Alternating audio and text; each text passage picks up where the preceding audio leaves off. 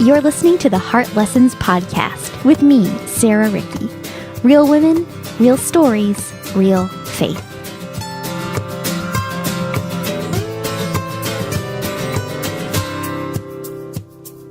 Hello, friends, and welcome to another episode of the Heart Lessons Podcast. I'm your host, Sarah, and I'm so glad to have you joining me here today. Today, you are listening to episode number 57 of the podcast, and my guest today is Lindsey Goff Viducich. Lindsey is the daughter of Bob and Maria Goff, and you may be familiar with them. They are authors and just wonderful people all around to inspire the world to love one another better. And today, Lindsey and I are going to talk about the book that she is co-writing with her dad, Love Does for Kids. So today we talk all about how to help kids love those around them well.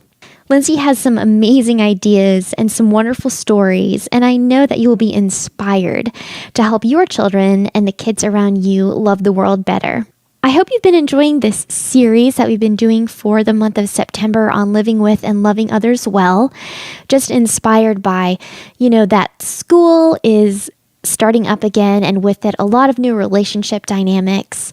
And so I just thought it would be a great heart focus for the month of September. But I think another theme that often emerges around this time of year, similar to in January when we kind of start thinking about new starts and the way we're going to respond to our lives, I feel like the beginning of the school year does the same thing to us as well. And sometimes there are a lot of changes that we didn't expect and a lot of emotions that we encounter from those changes. And so if that describes you, something that you are facing today, I just want to recommend a book to you. My friend Brittany Meng, who was on episode 33, I believe, and then came back for a Christmas episode last year, she just recently released a book entitled Unexpected: Learning to Love Your Unpredictable Story. So I just wanted to recommend that book to you. It is a devotional book just dedicated to looking at your life and the changes in your life, the unexpected changes in your life a little bit differently, learning to embrace them and glorify the Father in the process. It's a really beautiful book. So it's available on Amazon in both digital and hard copies. So go ahead and take a look at that book, and I'll put links in the show notes for you to find Brittany's book as well. Well, before I jump into my conversation with Lindsey, I feel like I can't move on without just mentioning the day that today is. So today is September 11th, 2018, and I remember exactly where I was when the tragedy struck 17 years ago, which I cannot believe it has been that long. I remember I was in 10th grade in my AP European History class, and the teacher next door came into our classroom and told us what was happening on the news. And my teacher actually thought he was joking. So it took a while for us to actually understand what was happening. And then I remember later in the day, we had a field hockey game, and there were a bunch of us circled around. I guess somebody had a small radio or something. This was before the time of smartphones. So someone had a small radio, and we were all trying to listen and gather a little more information about what had been happening throughout the day. So I just so distinctly remember just the heaviness of that day. And I'm sure if you're old enough to remember September 11th, 2001, you remember exactly where you were as well, and also just how it felt in the weeks that followed that tragedy. It was kind of a really unique time in our country's history, and I think we all really felt the weight of what happened that day. And so I just want to take a moment to acknowledge what happened and just remember. And for anyone who lost a loved one in the tragedies of September 11th, I just want to say we stand with you in remembering the horror and the tragedy of that day. All right, friends. Well, I am really excited to introduce you to Lindsey Goff Viducich. She is an incredible woman with so many amazing ideas for how to help our kids love the world. And so without further ado, here is my conversation with Lindsey. Well, Lindsey, I wanted to welcome you to the Heart Lessons podcast today. Thank you so much for joining me. Oh, thanks for having me. And I want to let you know that I'm going to include this conversation in my September series of living and loving others well. And I just think like in September, with the beginning of a new school year, there's a lot of just new dynamics with new people. And so I just thought, what a great conversation to have about how to love others well, to encourage kids to love one another well. And I'm just so glad to be able to chat with you. But before we do that, can you tell us a little bit about yourself and just who you are and what you do and yourself in a nutshell? Sure. My name is Lindsey Goff Viducich, and I am a teacher in San Diego. I teach at a public school here, and I've taught for a bunch of years, and I kind of moved up through the ranks. I taught preschool and then kindergarten and first grade, and now I'm in second grade and love it. They're just magical. And I'm the daughter of Bob Goff and Maria Goff, who've both written books, and I just finished writing up a book with my dad for kids. So it's like a combination of a lot of things that I really love. So I live here in San Diego. I'm married to a wonderful man named John Viducich, and he is a water engineer. And so, So we live really close to family. We got back to San Diego really recently. So it's been really neat to be all close together again. That's awesome. Well, you said second graders are magical. My son is going to start second grade in the fall. So that's so fun. I have a second grader. Great. What do you think makes it so great? Like how does it stand out from like the other grades? Oh my gosh, they're like the perfect blend of still being really little. Like I got these big googly eyes at Target. I put them up on my whiteboard, and it like made the whiteboard look like it was alive. And the kids actually believed, like, oh my gosh, our whiteboard's looking at us, so we need to look back. Like they're little enough to fall for that, but then like big enough to be like genuinely helpful. Like they can type things and like do really neat projects. They're like old enough to take on some really big stuff. So I love it. They're so much fun. I'm loving it too. My son, so he's 7.5. He'll turn 8 in December. And like just today we were at the grocery store and he like opened the trunk for me and helped load and unload. And I was like, I am actually really loving that you can help me so much. Yes, totally. They can tie their shoes. It's awesome. Oh my gosh. And the sense of humor is just like, it's just so fun. It's so fun. I told him the other day for lunch I was going to make him a peanut butter and smelly sandwich. And he just like, he just ate it up. You know, he just laughed so hard. I'm like, there's not a lot of ages where they would think that was a prime joke, but... No, by third grade, they're totally cool. So, Oh my gosh, so fun. Well, I'm just so excited to chat with you about how to help our kids love the world and encourage them to love others around them and show the love of Jesus to everybody that they encounter.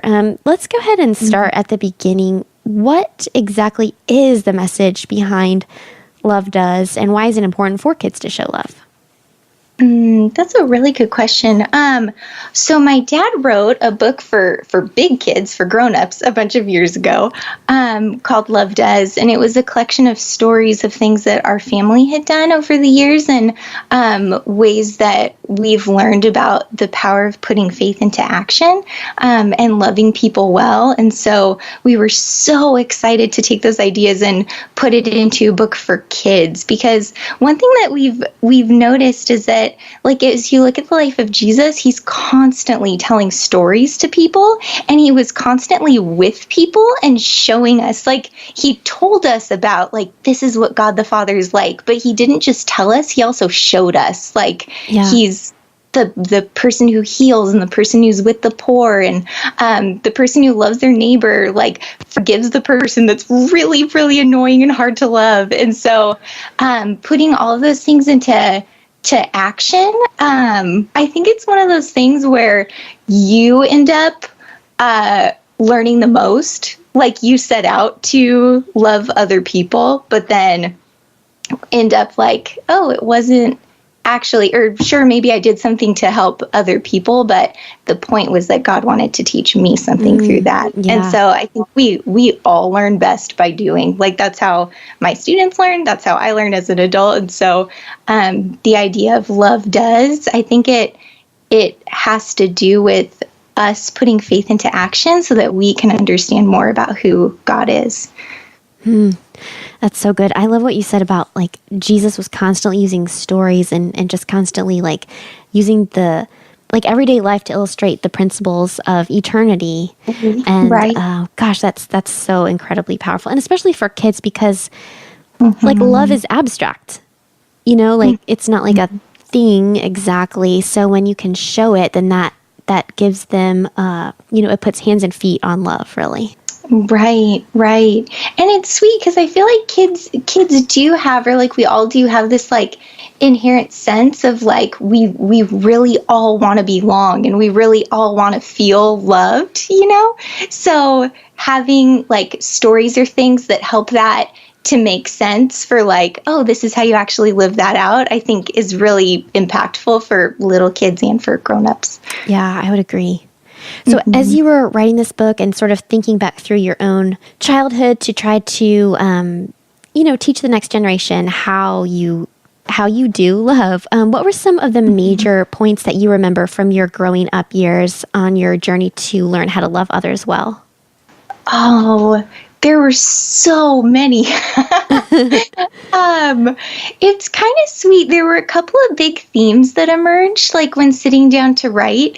One was the idea of mistakes and what you do with mistakes, because that and understanding what grace is. Because when you're little, like, and I see this in my students, but then even as a grown-up, like this is something that I struggle with. When I make a mistake, I think that that's all I will be known for. Like that defines you. Yeah. And then often like when my students have a moment where they're feeling really discouraged or frustrated or like, oh, I messed up. And then I ask them like, do you want my help making it right? The answer is always yes. So that theme of like, we just all really need grace. So there are a lot of stories that center around that idea. I was actually surprised how many there were.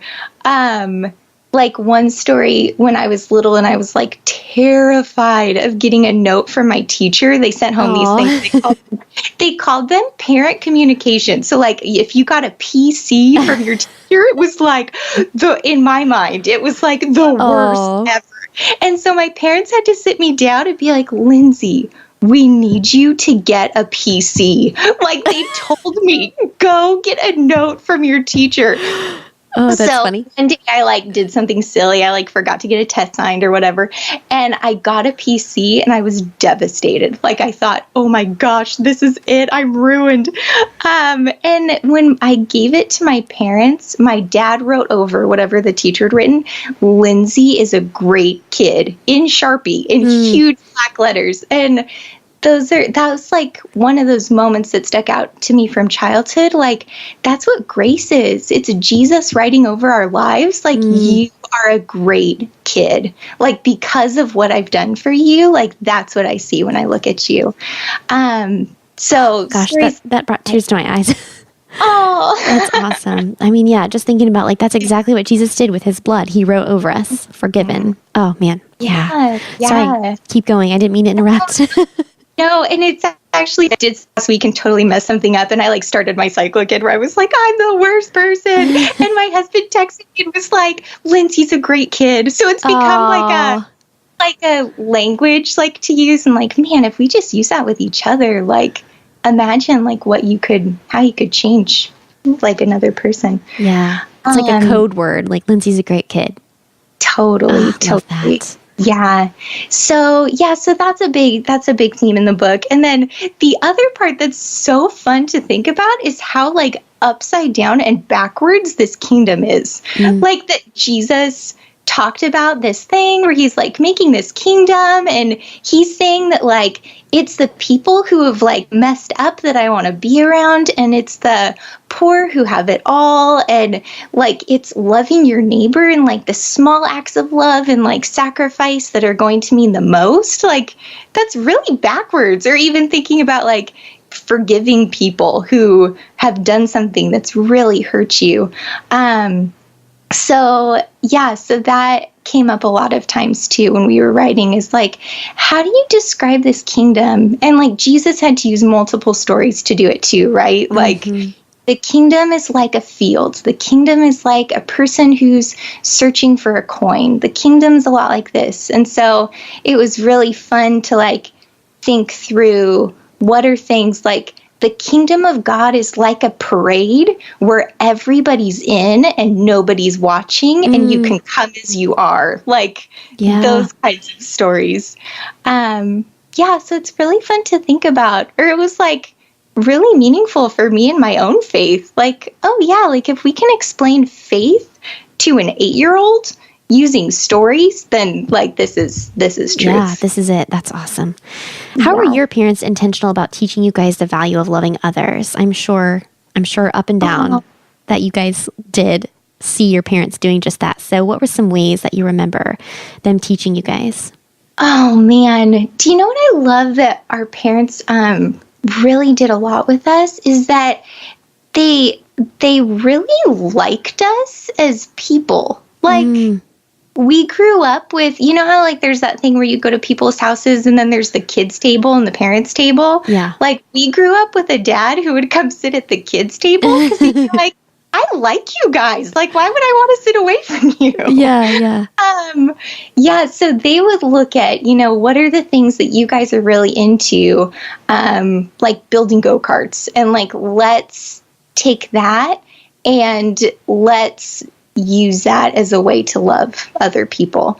So it was really like kid-led. So we went through this go-kart building phase, and all of the neighbor kids would be in our garage every single Saturday building go-karts together. It was so cute. My parents were like the Pied Pipers. They're like, yeah, come on over. We like trash can fronts and like put big wheels on them. That's great. So all of us were so excited and proud. We're like, man, we need to do a parade for our neighborhood. And we're going to get a queen and a grand marshal. And the Bible talks about love your neighbors and care for widows.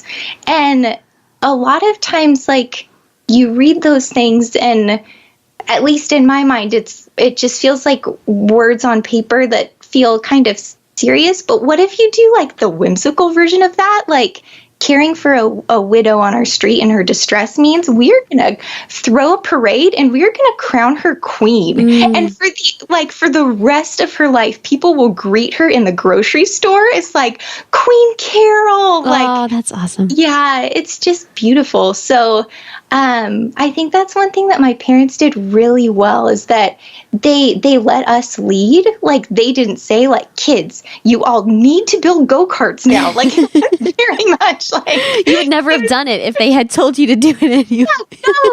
No. Like, they liked us. Like, they started with us as people and were like, guys, what are you into? And then let's do that with you. And then let's come up with creative ways to invite people in. Because that's really what Jesus did, too, when he was here. Like, he didn't start a club or something. It was like, everybody's in. So if you want to, like, come and be with me, it's like those simple things and those whimsical things that really had an impact on us. Yeah. And like you keep saying, everybody's in. Everybody's in. Like, that's it. That's the gospel. Yeah, like, totally. Yeah. Mm-hmm. So I was kind of thinking about love and kindness is pretty counterintuitive to sinful people, and even especially maybe for kids. It's a little bit hard for, like, kids are kind of in their own mind, and it's a little bit harder for them maybe to, like, think of others and put themselves in others' shoes. So how do you encourage a kid to do that, like to think of someone else? How would you do that? How would you encourage a kid to do that? I'm not as sure for kids if it's as counterintuitive as I think to show love and kindness. I think it's really easy, like as grown-ups and as we go through hard things, it's easy to get kind of jaded, or we have more stuff to work through. But Jesus was like, man, the kingdom of heaven, it's for kids because they get it. And so one thing, I have a rule in my classroom. I feel like a classic love and kindness kind of problem that comes up a lot with kids is with tattling. So I have a rule in my classroom. I tell them at the beginning of the year, guys, The only reason why I should be hearing about another person is if they are bleeding, stuck in a very high place, or being awesome. You can interrupt me all you want if you want to tell me about somebody who's being awesome. And it's really cute because it works. I heard somebody who's a lot smarter than me describe it, for little kids, their behavior, you have to look at the root of it. How is this functioning for them? Because, little kids aren't going to keep doing something that, makes them feel, sad or excluded or something like that. Right. There's always a really good reason behind what they're doing.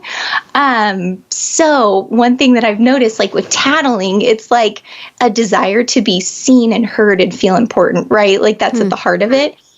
So in that training and love and kindness, it's listen, let's direct to that energy for good.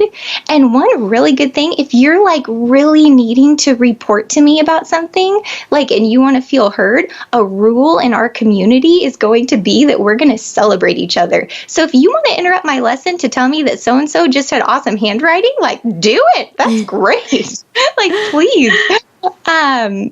So that's, I think having those, teaching children, this is how we're gonna roll, in our classroom or in our families. And it was the same in our family growing up.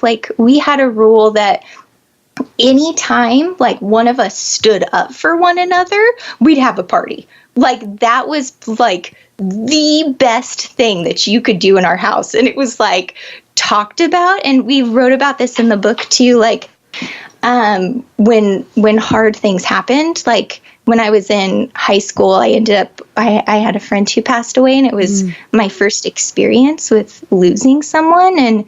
And that was so hard to go through, but we'd had this whole childhood of training, and a rule of our community as a family is that we stick up for one another.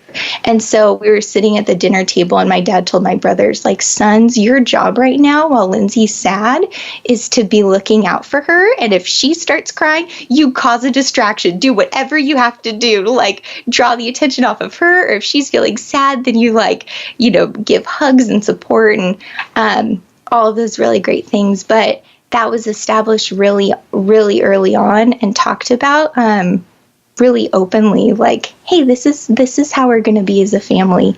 And then my parents modeled that for us, but then held us accountable to that. And it's so funny because even we're all adults now. We're all in our late 20s, early 30s, and we all still stick up for each other. That's awesome. Was really ingrained. I was just going to say that do you have two brothers? Is that, I do. Okay. Yeah. So you're I have the same dynamic. I have boy, girl, boy. And just to think about them projected in the future and doing that for one another, I'm that's what I want. I want that so much for them. And just to continue that as adults, that's my dream. Yeah. It's really special. Lindsey, how do you, I know you have a classroom and you have certain expectations for your students within the classroom. How does it work when you know that they might be going home to people who aren't holding up the same values that you try to teach them in the classroom? Yeah, that's the craziest part about teaching is that you end up immersed in 25 different family cultures, that are beautifully and wonderfully diverse.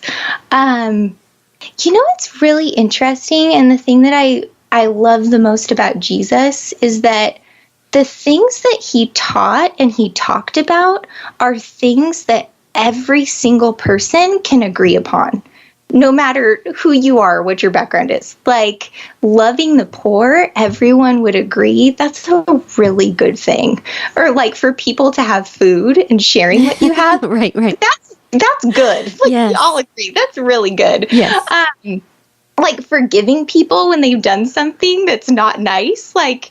That's good. That's what we need for the world.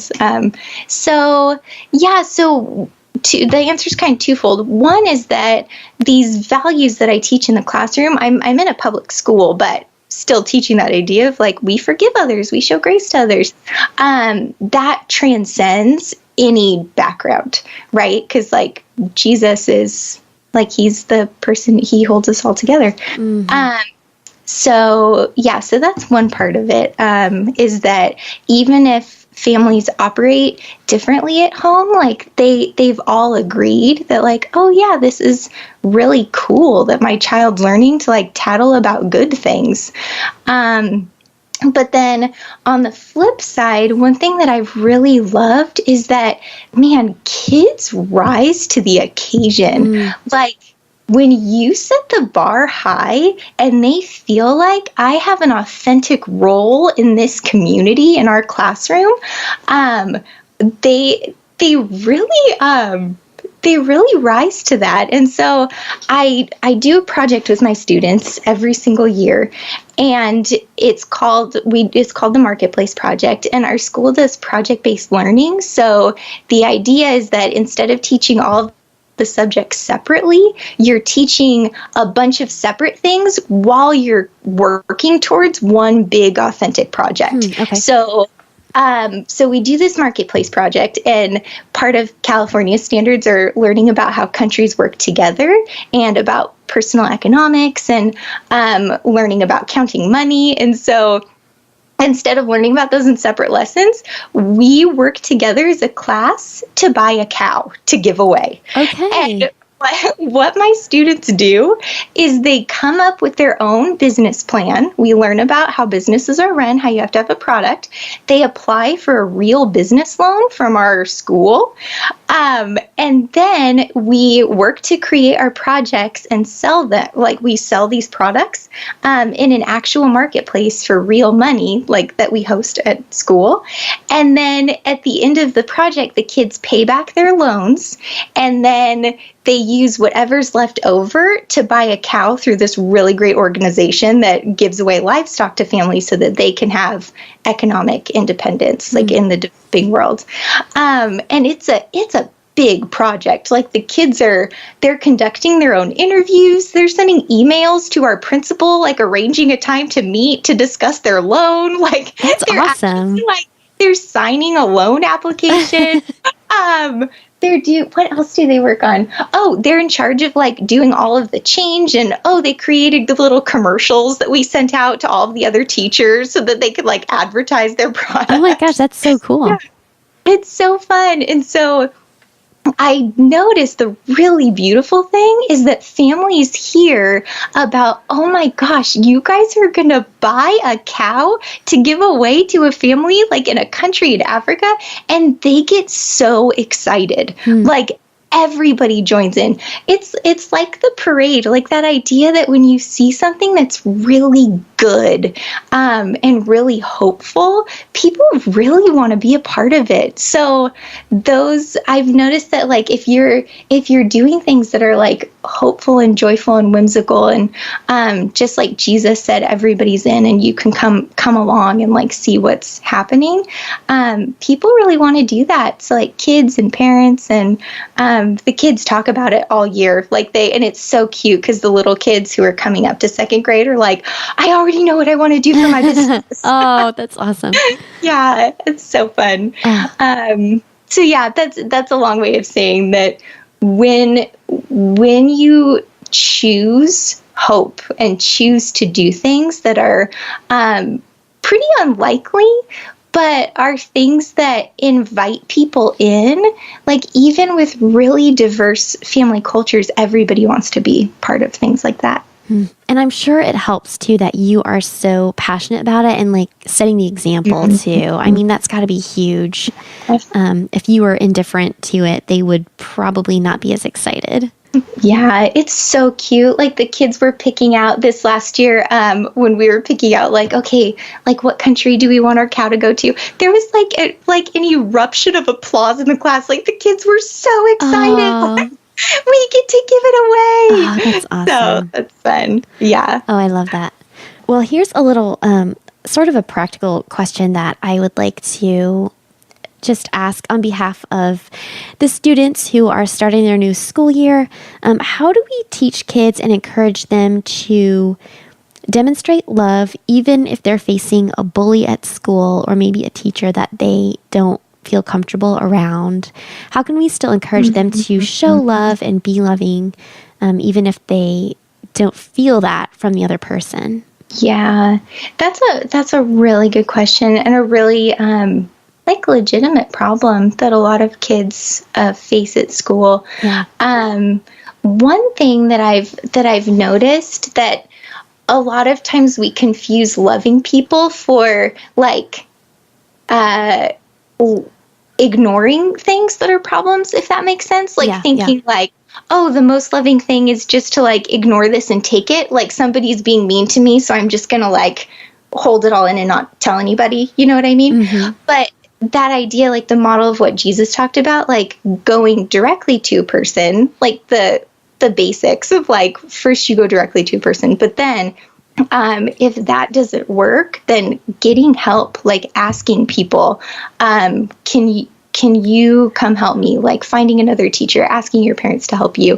Because that's actually a really loving act. If somebody's doing something that's unkind, there's probably a lot that's at the root of it.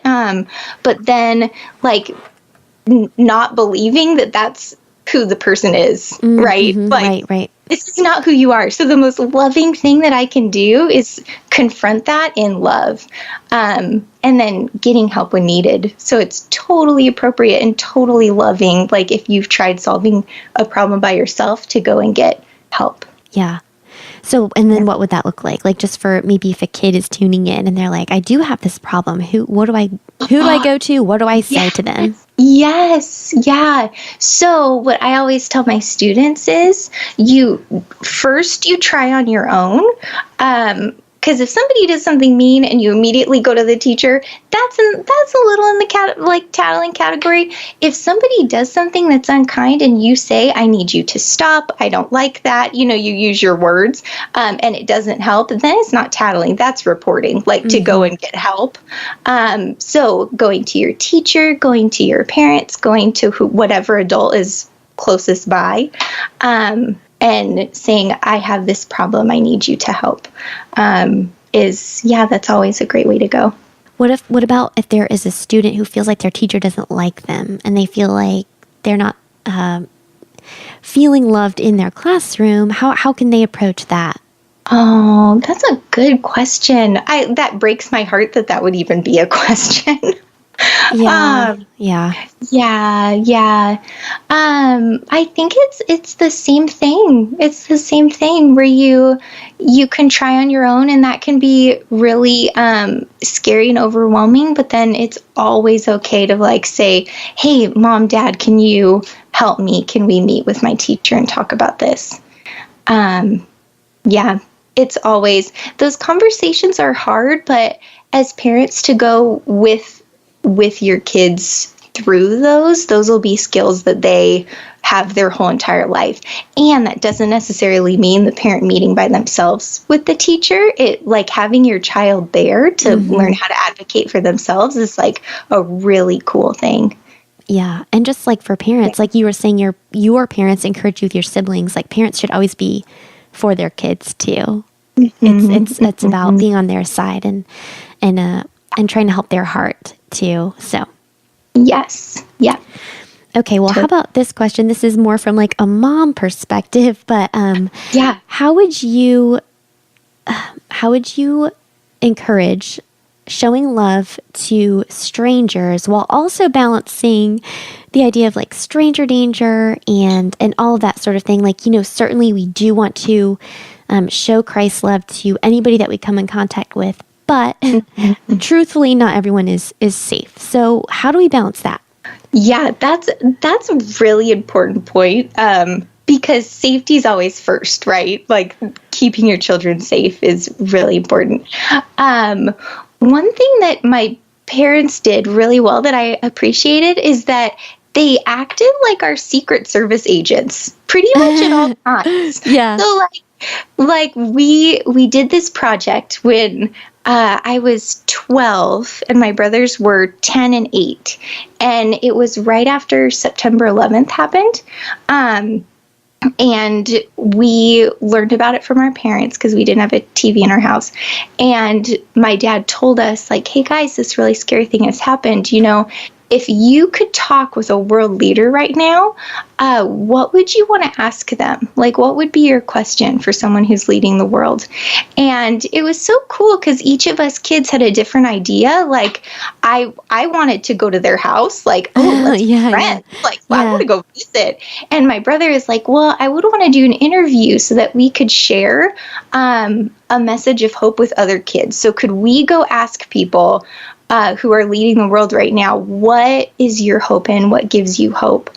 And then share that with other people. And then my littlest brother, Adam, wasn't that into the idea of like going other places. So his idea was, can we invite people to our house? And this is kind of, that was a big project for us to do as little kids. We put it all together in a letter. We sent it out to every single, like, president, prime minister, king, queen, everyone who was leading the world. And the crazy thing is, we had people write back to us. First, we got a ton of no's, but then we had a bunch of people write back and say yes. Wow. So talk about, like, stranger danger. There are a lot of, there were some countries that, like, we would not have been put on a plane by ourselves to go to. Yeah. And so one thing that my parents did, so we ended up going on this trip and meeting. We ended up getting 25 different responses from people who said, goodness. Dear children, if you will come to my office in Bulgaria, I would love to meet with you. Oh, my. That's awesome. So, it was so cool. It was just beautiful how people, like, getting a letter from little kids, like, they loved it. They're like, you guys just want to be my friend? You want to hear about what my hope is in? Like, yes, let's meet. Oh, that's cool. Yeah, it was really cool. And there were some situations that I never felt in danger at all, but my parents were always with us. But they didn't lead the interviews. Like, it was all us little kids. They didn't walk into the room first. It was us kids walking in together, like shaking hands, like, thank you for meeting with us. Oh, wow. But they were right there, a step behind us, carrying the video equipment and on, like, Secret Service, like, protection detail. Yeah. And so that kind of, I think keeping that picture in mind, like, as a parent, thinking I'm gonna let my kids lead these things, but then always be with them. I think that's a great way to have that balance of we're going to do these things to love other people well, but my kids will never be without me, so I can be there to protect them. Mm-hmm. Yeah. So what was the outcome of you guys meeting all those world leaders? Like, what did you do with your interviews and your videos? Like, what happened? Oh my goodness. So we ended up putting a video together of these interviews, that we got to share with others, which was really neat. But one thing that we did at the end of every interview is we wanted to first pray for the leader that we'd met with. One of the prayers happened in an elevator because the person we were meeting with, like, had to run off to another meeting. Oh, that's great. But we prayed with every leader, and then we gave them a key to our house because we told them we would love to have you come and visit us in San Diego, and only our closest and most trusted friends have keys to our house. So we would love for you to come use it. And we didn't expect anybody to say yes to that. It was just like, oh, this will be, like, so cute and symbolic. And every time we would give the key to the person we'd met with, every single person without fail cried. Oh, wow. Because it was such a powerful symbol of trust and welcome and hospitality. And vulnerability too. Like, oh yeah. And like, we meant what we said. Like, yes, when exactly. we said we wanted to be friends, like, we actually we meant it, and so we'd love to have at our house. So we didn't think anyone would use it. Then, like, a couple months later, I was checking my email. My brothers and I use my email account to continue to correspond with the people we'd met with, and we got an email saying, "Dear children, I'm going to be in San Diego with my family. Can we come stay with you?" Oh, wow. Oh my gosh. And my mom freaked out because we do have a guest room. It's our garage. It has a bed in it. It's like, That's great. that I'm like, wait, we're going to have an ambassador come and stay with us? But it was so fun because they ended up coming. We thought that it would be like they'd show up in a limo with the little flags and there'd be like Secret Service agents everywhere. And they like showed up in a Corolla. Like, but it was so fun. We like spent that evening. We like made all these balloon animals with their little son and had pizza together on paper plates. And we asked our friend when we were sitting at dinner, why did you say yes to meeting with us? And his answer was, because nobody's asked to be my friend like that before. Wow. Like, how could I say no? And so that was a big moment for us, realizing like, man, how many people in the world are just waiting for someone to like reach out just to be friends? And if we had been grown-ups writing, I don't know if they would have said yes, because grown-ups tend to have an agenda. Little kids, like, it's just purely friendship. Yeah. So that's been a really neat spin-off from that, is that these people have actually become friends.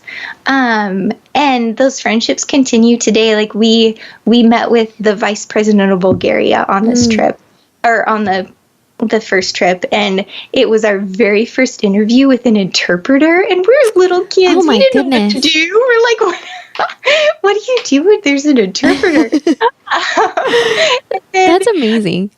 Oh, it was wild. But then the vice president walked into the room to meet with us, and he got all serious, and he said, "Children, I am more nervous meeting with you than if I were meeting with the President of the United States." Wow. He's like, and when I get nervous, I get really hungry. So let's eat. And he like clapped his hands, and these waiters came in with my goodness, platters, like kid food. Like they had like little cookies and like little apple juices for each of us. And he became a good friend. And then my brother and I ended up going, when I was in college, on another trip to Bulgaria. And before we went, we wrote him a letter saying, "Hey, we're going to be in Bulgaria. Can we come see you again?" And he said, "Oh my goodness, yes." And it had been probably like 10 years maybe, like between the first meeting and the second meeting. And when we walked into his office, he pulled out a pen that said Robert K. Goff on it. Oh. And he said, "Children, I have had this pen since you came to visit me. Oh my goodness. You tell your father that he needs to look after his things." He's like, "But I'll tell you what, I was so happy when I saw that you had left this behind, because I knew it was a sign that you would return." Oh, wow. Yeah, so that's been the outcome, is just these really beautiful and unlikely friendships. When something bad happens in one of the countries with a leader that we met, we'll follow up. Like, we've sent flowers to the embassy before. Wow. Just, "Hey, we're your friends and we love you and we're thinking of you and praying for your country." So that's been the outcome. I think it's just so beautiful that your parents just encourage that. And I'm just like running through my mind, like trying to think of all the ways I can do that for my kids too, just to become just like so aware that you have the capability to impact the world. Like, you really can, no matter your age, but certainly you guys couldn't have done it without your parents. No. And so just like that partnership and showing love, I'm just trying to think. You're putting fire under my feet to like try to be more proactive with my own kids. So, oh gosh. Man, and that's, a story about like the World Leaders Project that feels like such an extreme example, right? Because it is. Like, that's just really unusual. But we have some really dear friends here in San Diego who have been such awesome examples to us. They're raising little kids. They're good friends with my husband and I, and they've decided, like, you know what, as a family, we don't want to have a TV in our house. We want to have our kids, like, use their time really creatively, like, for loving people well. And one thing that they've done, and it's so sweet, because I'm watching our good friends raise kids, and they spend their Saturdays, like, like helping their kids do these things to love other people. Like we'll get a call and they'll say, hey, our son just spent the morning baking cookies because he doesn't have a TV to watch, so he's baking cookies, and we want to deliver them to all of our friends, so can we come by?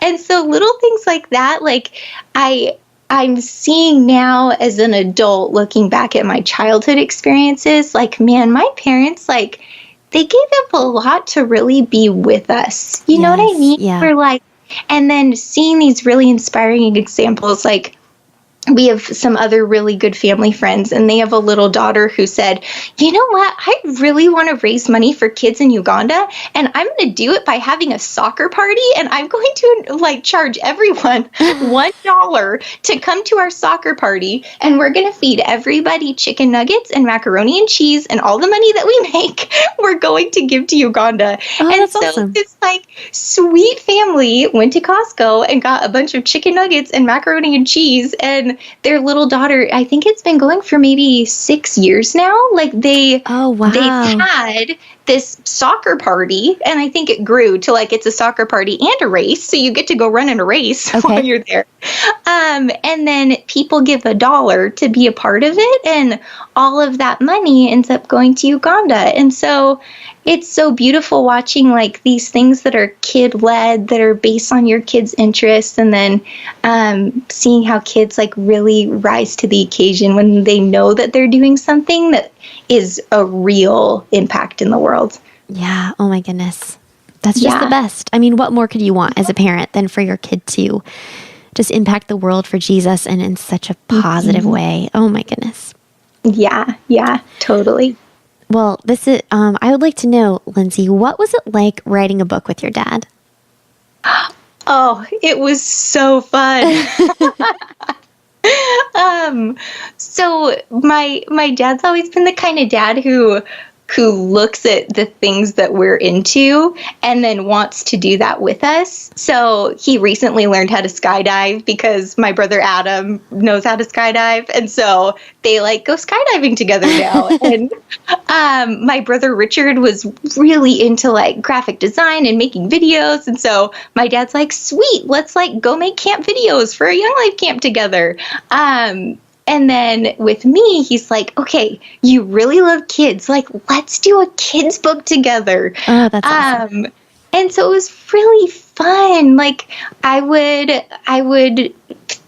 read through his stories, and it was fun reinterpreting stories from Love Does, because a lot of the takeaways are not necessarily applicable for kids. So one example would be my dad told a story of how he had a car accident at one time, and then because of that, he got to learn dependence. Like that was the lesson. Okay. But kids don't really need to like learn a lesson about dependence because that's their state of being. Like that wouldn't really be like a like spiritual takeaway for them. Right.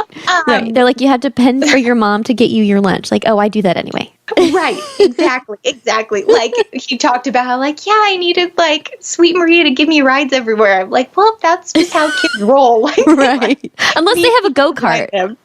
Exactly. True.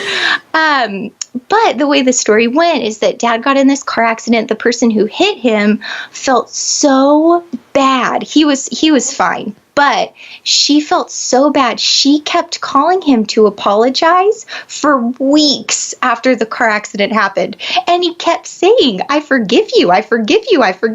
So eventually he got her address and sent her a huge bouquet of flowers and told her it was nice running into you. Please stop calling. You don't like, believe me, you're forgiven. But if you take that story and then give it a quarter turn for kids and talk about the idea of not only telling people they're forgiven, but showing them they're forgiven. And that's what God did with us. He says we're forgiven. And with the life of Jesus, oh no, I'm so sorry. My dog just barked. Could you hear that? Oh, you're fine. Don't worry. I can take it out. Okay. So, the idea of showing forgiveness, that God did the same thing with us, that through Jesus, he said you're forgiven, but then showed us with what he did on the cross, like, I forgive you. Yeah.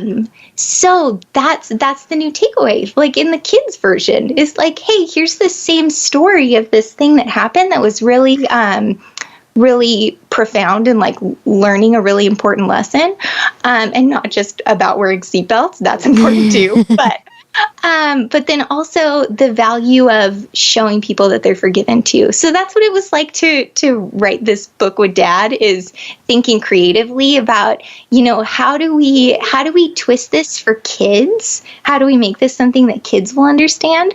And then anytime in the book when you read a joke that makes you laugh out loud, that would be my dad. Yeah. So he would, like, I would write a draft of the story and send it to him, and then he would go through it and like make his changes and then add in jokes that would just make me like cry laughing. So it was really fun. Oh my gosh, that sounds incredible. Yeah.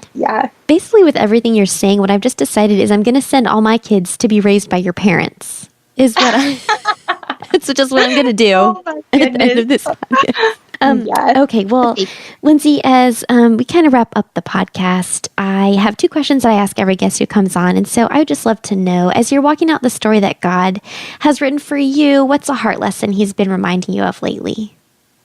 The one thing that during writing this book that I really thought a lot about is that idea of establishing like a new kind of culture, like following Jesus and this like upside down and backwards kingdom that he came to build here on earth. That's something that we get to do in our own lives and our own families, that we get to be a reflection of that. Yeah. So I've been thinking about that a lot, like especially as I'm married and my husband and I are figuring out like what's our family culture going to be? What are we going to be about? Looking at like what are the things that define the kingdom of God and this love and forgiveness and grace and inclusion, and how can we bring that into our own family culture? Yeah, and you had such a great foundation to draw from. So I just love that. Okay, Lindsey, this is the last question. Just for fun, what is something you are looking forward to? Oh my goodness. I'm already counting down the days until I get my new student list. I can't wait. Oh my gosh. When do you guys start school? We go back mid-August. Okay. Yeah, it's so funny. After a week of summer, I'm like, I'm good. I'm ready to go back. That's funny. You just need like a vacation, like one little vacation. Totally. Yes. Let me just take a breather, collect myself, and then let's dive back in. That's good. Yeah, so it just feels like Christmas, getting that class list. Getting started for New Year's. I'm really excited. I'm looking forward to it. Do you have any like rituals? Like what's the first thing you do after you get that class list? Oh my goodness. What do I do? Run to their teacher from last year and say, tell me about them. Yeah, that's funny.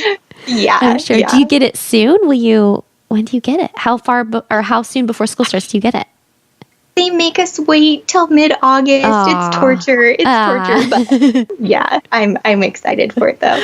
Oh, well, that's good. Well, I am excited for you for your new class, and I'm so excited for this book, which I know comes out in October. October 9th is what I have here. And so can you just tell us where we can find out more about this book and how to pre-order it and where we can follow you on social media? Sure. I've seen the book is on pre-order on Amazon. Okay. Which was really wild to see this thing that we've been like working on for so long. Like, oh my gosh, there's the cover we designed. Oh, that's so cool. It's on Amazon. So go look at the cover. We're very excited about it. So you can find that on Amazon. And then I can be found on Instagram at just Lindsey.Viducich. My last name is just amazing, but you'll be able to find me.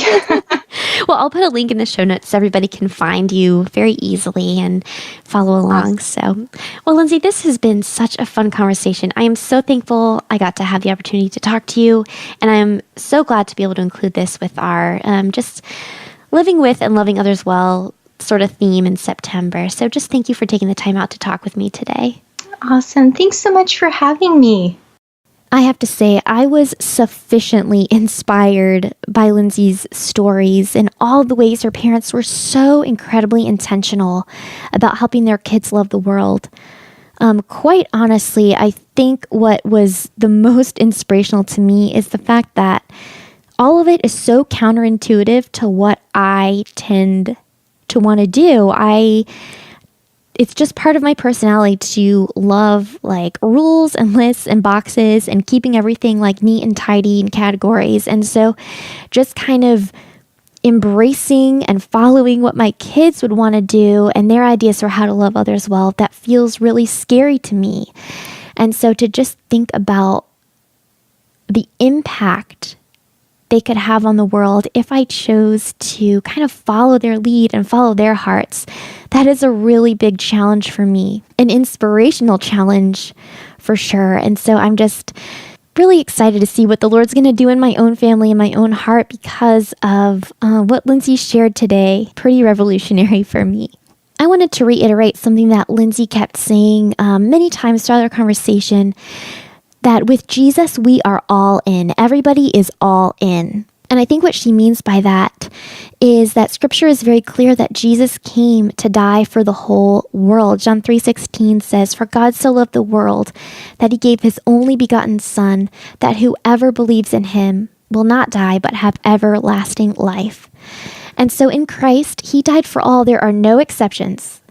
And so if you would like to learn more about what it means to become part of God's family through what Jesus did on the cross, I will definitely put a link in the show notes for you to find out more. Christ died for you, and he's just waiting for you to receive that gift. And it's as simple as one prayer of acknowledgement of thanks for what the Lord has done for you to forgive and cleanse your sins.